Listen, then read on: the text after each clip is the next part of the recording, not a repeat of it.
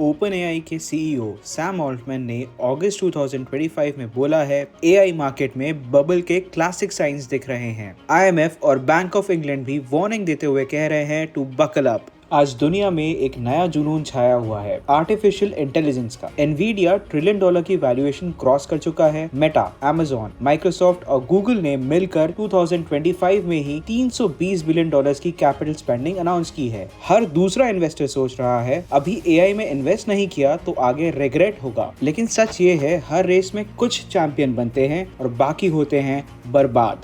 .com bubble में भी सब कह रहे थे यही फ्यूचर है। फिर 2000 से 2001 में $1 ट्रिलियन की वेल्थ हवा हो गई। तो सबसे बड़ा सवाल ये है तुम्हारा पोर्टफोलियो अगले ब्लास्ट में कहीं फट ना जाए। हेलो एवरीवन, मेरा नाम है दीपांक और आप देख रहे हैं वेल्दी ऑन इनसाइट्स। आज एआई इंफ्रा के नाम पे काफी ज्यादा पैसा खर्च किया जा रहा है। टॉप 4 यानी माइक्रोसॉफ्ट, अमेजॉन, गूगल, मेटा ने 320 से 364 बिलियन डॉलर्स 2025 में ही एआई इंफ्रा पर स्पेंड कर रहे हैं। पर जब इंडस्ट्री सर्वे पर नजर दौड़ाओ तो पता चलता है सिर्फ 15% एंटरप्राइजेस ने जेन एआई को एक्चुअल प्रोडक्शन में लगाया है और सिर्फ 8% ही रिटर्न ऑन इन्वेस्टमेंट को एक्यूरेटली ट्रैक कर पा रहे हैं। इसका मतलब बिलियंस ऑफ डॉलर्स की इंफ्रा तो रेडी हो रही है, लेकिन वर्कलोड यानी डिमांड उतना डेवलप नहीं हुआ है। फॉर एग्जाम्पल, मिस्टर एक्स ने एक एआई इंफ्रा सेक्टर की कंपनी के स्टॉक को बहुत सस्ती वैल्यूएशन पर लिया था, पर एक्चुअल बिजनेस में जो इनकम आनी थी वो प्रोजेक्ट में डिलेज, डिमांड न आने या रेवेन्यू के रियलाइजेशन स्टक होने की वजह से नहीं आ पाई।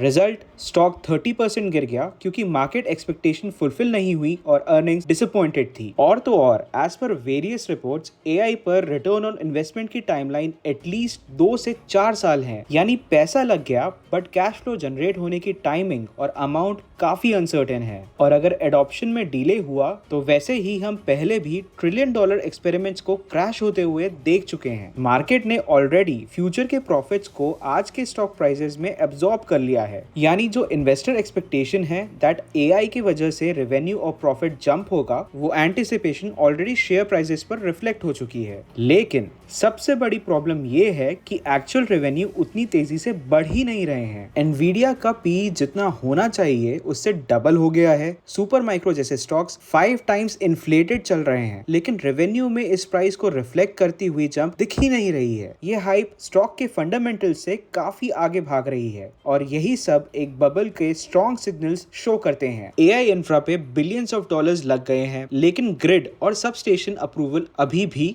60 से 100 वीक की लंबी क्यू ऑफ अप्रूवल में अटक गए हैं। ऊपर से जीपीयू और हाई बैंडविड्थ मेमोरी पर शॉर्टेज आ गई है। यहाँ प्रोजेक्ट्स रेडी होने के बाद भी अर्निंग रुक गई है, जिससे इन्वेस्टमेंट तो पूरा हुआ पर रेवेन्यू का फ्लो ऑलरेडी फेज्ड आउट हो गया है। इंफ्रा के इतने डिलेड डिप्लॉयमेंट ने पूरा गेम उल्टा कर दिया है। हर बबल का पैटर्न वही है, पहले हाइप क्रिएट होती है, फिर वैल्यूएशन सोर होता है, फिर रियलाइज होता है कि प्रॉफिट तो ऑलरेडी मिसिंग है, फिर आता है भयंकर क्रैश। .com बबल में Amazon शेयर के price went from $106 in 1999 to just $6 by 2001। अगर आज एआई अडॉप्शन स्लो रह गया या एंटरप्राइज स्पेंडिंग रुक गई तो सुपर माइक्रो, पेलांथर, C3.ai जैसे स्टॉक्स 50 से 70% गिर सकते हैं। ये सिर्फ पॉसिबिलिटी नहीं है, आईएमएफ, बैंक ऑफ इंग्लैंड दोनों ने एआई बबल कोलैप्स पे ऑफिशियल वार्निंग दी है। और ये सोचना कि ये रिस्क सिर्फ अमेरिका तक सीमित रहेगा, ये सबसे बड़ा मिसकंसेप्शन है। ग्लोबल कैपिटल जब भी स्लाइड होता है सबसे पहले इंडिया के एआई प्रोजेक्ट्स ही डीले होते हैं। यहाँ इंडिया में भी गोल्ड रश है।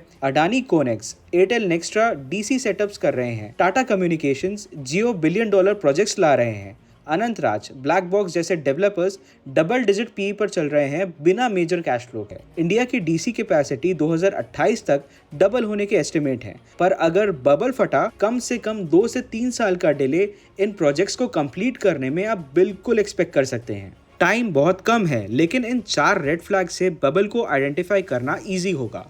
पहला, पीई जितना होना चाहिए उसका 2 टाइम्स या 4 टाइम्स चल रहा है, जैसे 20 का एवरेज है अब 40 या इवन 80 चल रहा हो। दूसरा, ऑर्डर बुक बड़ी है लेकिन कैश फ्लो मिसिंग है, इसका मतलब एडॉप्शन बहुत स्लो है। तीसरा, कंपनी सिर्फ एआई चिल्लाती है पर contracts, power purchase agreement, utilization data show ही नहीं करती है। चौथा, अनाउंस वर्सेस लीज्ड कैपेसिटी, अगर गैप बड़ा है तो सिर्फ ये डिमांड पेपर पे है और रियल में इसके होने के चांसेस बहुत कम है। क्या तुम्हारा पोर्टफोलियो ये सब रेड फ्लैग्स शो कर रहा है? अभी कमेंट करो, सबको वार्न करो, क्या लगता है इस बबल की सबसे बड़ी वजह क्या है? एआई स्कैम नहीं है, लेकिन हर गोल्ड रश के साथ बहुत से झूठ छिपे होते हैं। 2000s में इंटरनेट ने बहुत से बिलियनियर्स बनाए, लेकिन पहले फिर भी ट्रिलियन डॉलर्स की वेल्थ डुबाई थी। एआई भी वही करेगा। सब नहीं जीतेंगे, बट अगर तुम कॉन्ट्रैक्ट्स, पावर और यूटिलाइजेशन पे फोकस करोगे तो बबल के बाद भी सिर्फ टिके नहीं रहोगे, बल्कि वेल्थ भी क्रिएट कर सकते हो। नेक्स्ट एपिसोड में हम असली इंडियन विनर स्टॉक्स आइडेंटिफाई करेंगे,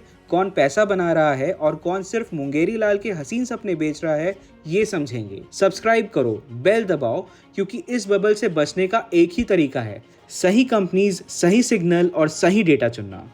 वक्त कम है, बबल आ रहा है, आप रेडी हो?